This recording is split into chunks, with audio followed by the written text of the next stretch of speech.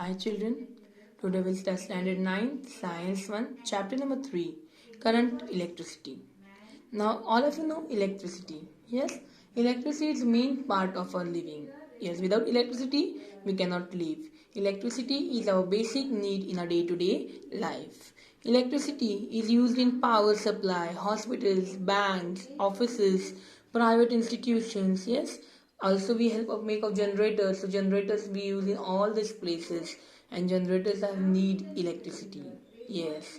So electricity also used in fridge, electric oven, mixer, fans, washing machine, etc. Yes. Now we'll study about potential and potential difference. We have already studied it in 8th standard, chapter number 3. Yes. Now charge. You know there are two types of charges, positive and negative. So positive charge always flows from higher potential to lower potential. Potential energy means stored energy. Yes. So electricity also flows due to conduction of negatively charged particles. When negatively charged particles that are called as electrons, they flow, then only the electricity flows. Electrons flow from point of lower potential to higher potential. Electrons, negative charged particles, flow from lower potential to higher potential. Yes. So the difference between values of potential at 2 points A and B. Here A and B there are 2 points. So difference between these two potentials is called as potential difference between them. Yes.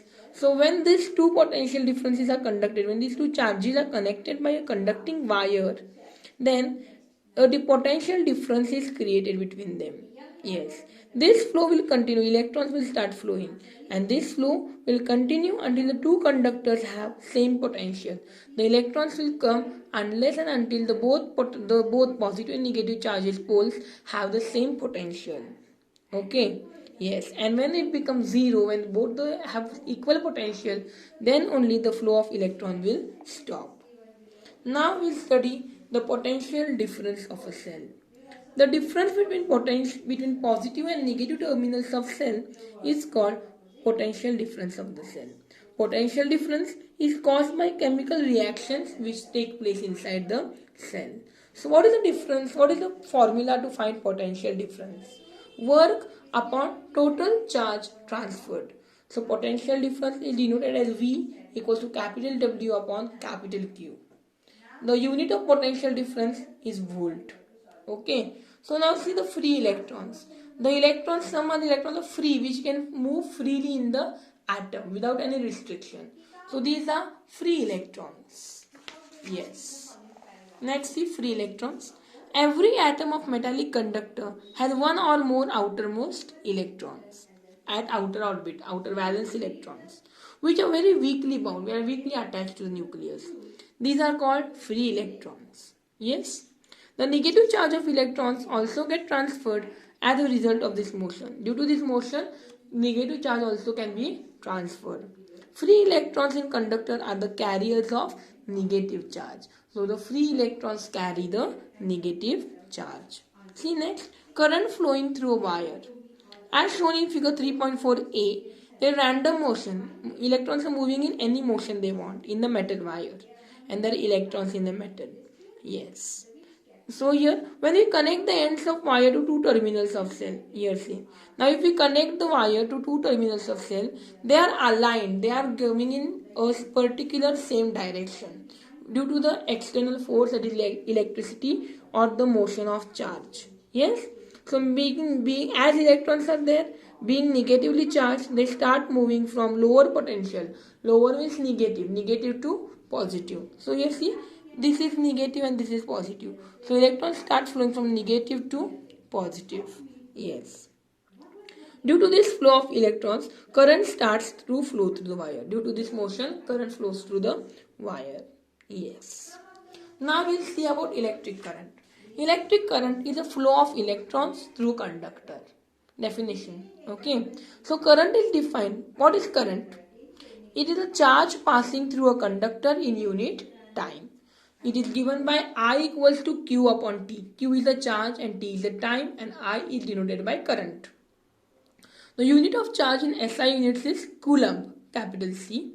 Current is expressed in ampere as the charge of one electron is 1.6 into 10 minus 19 coulomb. Charge on one electron is 1.6 into 10 raised to minus 19 coulomb. It will come for fill in the blanks objectives. Okay, so the SI charge is measured in coulomb and current is measured in ampere. Yes, what is ampere? 1 ampere current is said to flow in a conductor if 1 coulomb charge flows through it every second. If 1 coulomb charge is flowing, then we come to know it as 1 ampere current. 1 ampere equals to 1 coulomb per 1 second. Yes. See next part. Resistance and Ohm's law. What is this Ohm's law? Basically, the relationship between current flowing through a wire and the potential difference across its end can be obtained to this law. Yes, the relation between current flowing through wire and the potential difference. If the physical state of conductor remains constant, current flowing through wire is directly proportional to potential difference. That is, I is directly proportional to V. That is, current is directly proportional to potential. It is the Ohm's law. Yes, here K we have taken as constant. So I equals to K into V. So therefore I into 1 upon K equals to V. 1 upon K is R. That is resistance of the conductor. So we write I into R equals to V. So therefore we write V equals to IR. And this is the Ohm's law. V equals to IR. From this, if you know I, then you can find the value of R. R equals to V upon I. Yes. So, volt and ampere. The unit of resistance. Resistance means opposition. So, this resistance is measured in the ohm. Okay, it is symbol is like this. Ohm. Yes. Next, resistance and resistivity. Resistance is the definition, is a particular term, and resistivity is a property of the material. Yes. So there are constantly, electrons are constantly in random motion, and when we apply a potential difference, when we apply a circuit, then they are aligned in a particular direction and they flow from low potential, that is negative, to positive terminal. Yes. So resistance means this hindrance, this opposition is called resistance of the conductor. Resistivity means at given temperature, resistance of conductor depends on its length, area of cross section and material. So at a particular time, at the given time, the resistance depends on, resistivity depends on the length, area and the material. Okay, if the resistance of conductor is R, then we write R is proportional to L. So therefore R is inversely proportional to area and R is directly proportional to length. So therefore we can write R is proportional to length upon area.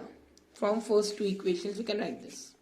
Therefore R equals to rho. This small p is called as rho. Rho is L upon A. Rho is a constant. So rho is constant of proportionality and is called the resistivity of the material. So rho, resistivity, is basically the constant. And unit of resistivity is ohm meter and resistance is ohm. Now electric circuit you have studied. It consists of a resistance. See resistance symbol? Yes. Voltmeter. Yes. This is ammeter and this is electric cell. It has positive and negative terminals. Yes. So now this we have to study the components, symbol and the use. This you have to read, all of you. Electric cell. This is picture. Actual symbol is like this. So the symbols are most important. You must know the uses and symbols. This you have to read at home. It's very easy. Okay. Yes. Next now we'll study conductors and insulators. Conductors means substances having low resistance. Substance which have very low resistance, low opposition, they are called as conductors. And insulators means those who have high opposition, high resistance, they are called as insulators. This activity experiment is there. We will do it when we will come back to the school. Now we'll continue with series resistance. Resistors in series. Series means single line. Yes. See. So here R1, R2, R3. These are three resistors fitted in series, single line.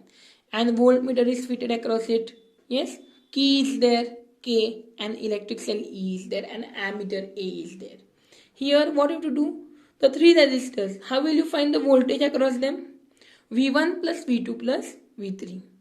And if Rs is the effective resistance, the final resistance is Rs, yes, then according to Ohm's law we can write V equals to I Rs. So V1 equals to IR1, V2 equals to IR2, V3 equals to IR3. Yes. So therefore what we'll get? IR equals to IRS equals to IR1 plus IR2 plus IR3. So therefore from that dividing by I we can get RS equals to R1 plus R2 plus R3. So this is the formula to find resistance connected in series. If n resistors are connected, if the number of resistors are connected n, then you will write Rs equals to R1 plus R2 plus R3 plus so on up to Rn. So this is the basic formula, Rs equals to R1 plus R2 plus R3 to find the resistance connected in series. If the resistors are connected in series, the same current will flow through each resistor. The effective resistance of the resistors is equal to sum of the individual resistance. The potential difference between two extremes is equal to sum of potential across individual. Means together what will sum will be there? That sum will be equal to the individual and separate resistance. Effective resistance is larger than individual. Means separate resistance will be larger than the combined resistance. And this arrangement, why we use series circuit? To increase the resistance in the circuit. Parallel resistance we will see in next video.